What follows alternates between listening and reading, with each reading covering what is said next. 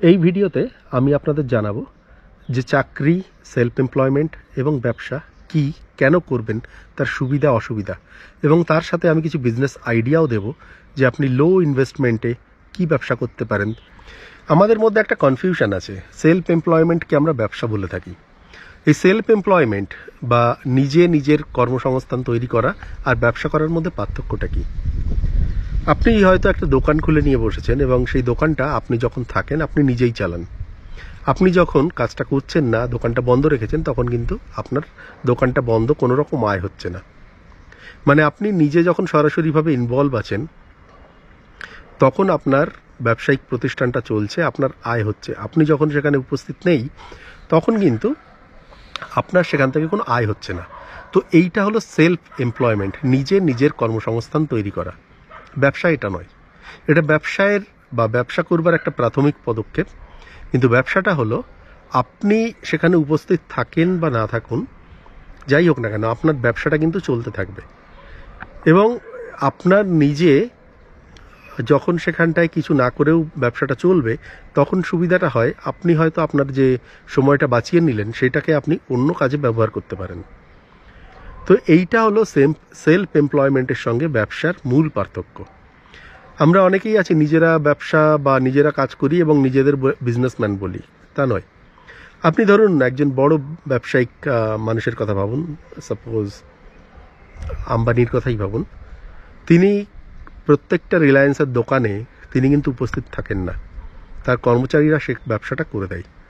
মানে তিনি যখন কিছু করছেন বা না করছেন তখন কিন্তু তাদের ব্যবসাটা চলছে, মানে তাকে নিজে দাঁড়িয়ে থেকে কোনো ব্যবসা কিছু করতে হচ্ছে না। তো এইটা হলো ব্যবসা, সেলফ এমপ্লয়মেন্ট, আপনি যখন নিজে কাজটা করছেন। আমরা যদি বিজনেস জিনিসটা কি বা ব্যবসা জিনিসটা কি বলি, তো আপনার মাথায় কি আসবে?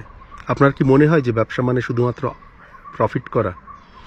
যদি সেটা মনে হয় তাহলে আমি বলবো আপনি কিন্তু ব্যবসার যে মূল অর্থ সেটা বোঝেননি।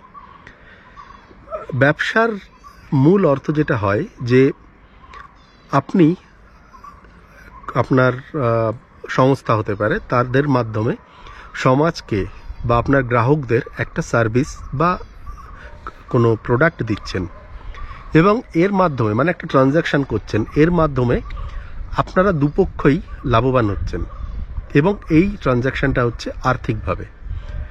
তো এইটা হচ্ছে একটা ব্যবসা মূল হওয়া উচিত, বা একটা মূল ডেফিনেশন যদি বলি কিছুটা এরকমই হওয়া উচিত, যেমন একটা ট্রানজ্যাকশান যার মাধ্যমে দুপক্ষই লাভবান হবে। তার মানে এই নয় যে আপনি আপনার গ্রাহকদের ঠকিয়ে কিছু পয়সা আয় করলেন, তা মোটেই নয়। আর যদি সেটা করেন তাহলে জানবেন আপনার এই ব্যবসা কিন্তু খুব বেশি দিন টিকবে না। যদি ব্যবসাটাকে লম্বা সময়ের জন্য করতে হয় তাহলে আপনার নিজের প্রফিটের সাথে সাথে যারা আপনার গ্রাহক, সেটা হতে পারে কোনো কমোডিটি, মানে কোনো জিনিস হতে পারে, কোনো সার্ভিস হতে পারে, যাই হোক, সেও যেন লাভবান হয়। তো এইটাই হলো অ্যাকচুয়ালি ব্যবসার একটা মূল উদ্দেশ্য। নেক্সট প্রশ্ন আসে, আমরা ব্যবসা কখন শুরু করব? ব্যবসার ক্ষেত্রে আমি বলবো যে ব্যবসাটা শুরু করা উচিত যত কম বয়সে সম্ভব, মানে যত তাড়াতাড়ি সম্ভব তত ভালো। আপনি যদি 40 বছর বয়সে গিয়ে ব্যবসা শুরু করতে যান, সেটা মোটেই ভালো সময় নয়। অবশ্য এমন ব্যতিক্রম ঘটনা আছে, যেমন কেএফসির মালিক 60 বছরের পরে ব্যবসা শুরু করে ব্যবসার সাকসেসফুল হয়েছে, মানে কেএফসির যে ব্যবসাটা। কিন্তু এটা ব্যতিক্রমী। ব্যবসা অবশ্যই শুরু করা উচিত যত তাড়াতাড়ি সম্ভব। আপনি যদি বলেন যে আমি ব্যবসা কী করে করবো, আমার পুঁজি নেই, সেটা আমি বলবো জাস্ট একটা এক্সকিউজ। যে আপনি যে করতে পারবেন না বা করবেন না তার একটা ছুতো খুঁজছেন, যে আমি এটা পারবো না কেন সেটা বলার, এটা কোনো কারণ নেই। তবে ব্যবসা যখন করবেন, ব্যবসা করার কথা যদি ভাবেন, তাহলে আমি বলবো প্রথমেই মানে কম বয়সেই শুরু করুন।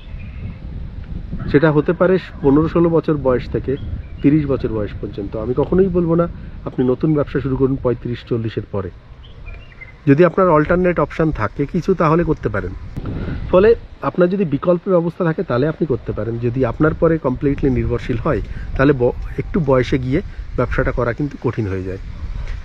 তার কারণ আপনার পরে দায়িত্ব এসে পড়ে। যেমন কেউ যদি একজন 12-এর পরে একটা ব্যবসা শুরু করে, অধিকাংশ ক্ষেত্রেই তারপরে পরিবারের তেমন কিন্তু খুব একটা আশা থাকে না, মানে পারিবারিক যে দায়িত্ব সেটা কিন্তু তার কাছে থাকে না, ফলে সে কিন্তু ফ্রিলি ব্যবসাটা করতে পারে। কেউ 18 বছর থেকে শুরু করে 5 বছর যদি সময় লাগে 23 বছর পর্যন্ত কেউ তার থেকে খুব বেশি আশা করবে না যে 23 বছরের আগে সে কিছু একটা করুক।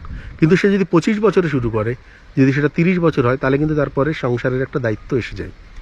যত বয়স বাড়ে তত দায়িত্বটা আসে, ফলে এটা সমস্যা হয় নতুন ব্যবসা শুরু করার।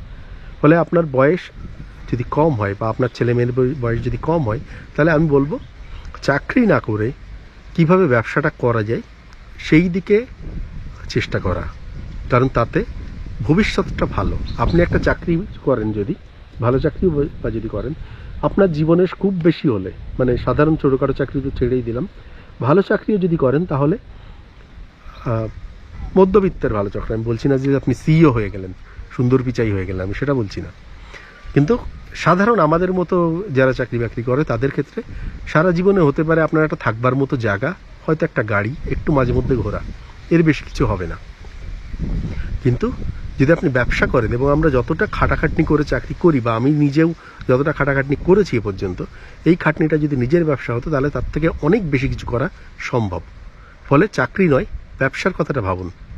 এবং আপনি যদি ব্যবসাটা করেন, মানে ধরুন আজকাল বেশ শোনা যায় বাঙালিয়ানা গেল গেল, হিন্দি সব খেয়ে নিল, তো এটা খাবেই। আপনি যখন চাকরি করছেন কোনো একজন মারোয়াড়ি বা অবাঙালি মালিকের কাছে, সে কিন্তু আপনার বাংলায় আপনার সঙ্গে কথা বলবে না, সে চাইবে তার ভাষায় আপনি কথা বলুন। সেটা মালিকের একটা দাবি থাকে, এবং আপনি সেটা নিয়ে কিছু বলতেও পারবেন না, কারণ আপনার অর্থনৈতিকভাবে আপনি তার কাছে বাধা পড়ে আছেন। ফলে আপনারা যদি ব্যবসা না করেন তাহলে বাঙালিওয়ানা গেল বলে লাভ নেই। বাঙালির যে, আপনি যদি ফিরে দেখেন, বাঙালির যে স্বর্ণযুগ আধুনিককালে ছিল, তখন কিন্তু অর্থনৈতিকভাবেও তারা কিন্তু খুবই ভালো অবস্থায় ছিল, এবং তার ফলেই তাদের কিন্তু এই বাঙালিবানাটা রক্ষা করতে পেরেছিল। মানে সে আপনি রবীন্দ্রনাথের সময় ধরুন, রবীন্দ্রনাথও ছিলেন জমিদার পরিবারের, বা তার পরবর্তীতেও 70-এর দশকের আগ পর্যন্ত, তখন কিন্তু বাঙালিদের কলকারখানা বা অনেক কিছুই ছিল। সেটা ধীরে ধীরে শেষ হয়েছে, তার ফলে অর্থনৈতিকভাবে দুর্বল হয়েছেন, এবং তার সাথে সাথে কিন্তু সামাজিকভাবেও কোণঠাসা হয়ে পড়েছে বাঙালি। ফলে বাঙালিওয়ানা গেল বলে লাভ নেই আপনি যদি অর্থনৈতিকভাবে স্বাধীন না হন। সবার আগে যেটা করতে হবে সেটা হলো অর্থনৈতিকভাবে একটা ভালো স্বনির্ভর হওয়া পুরো সমাজকে, তারপরে গিয়েই কিন্তু বাঙালিওয়ানা বা যাই হোক সেগুলো থাকবে।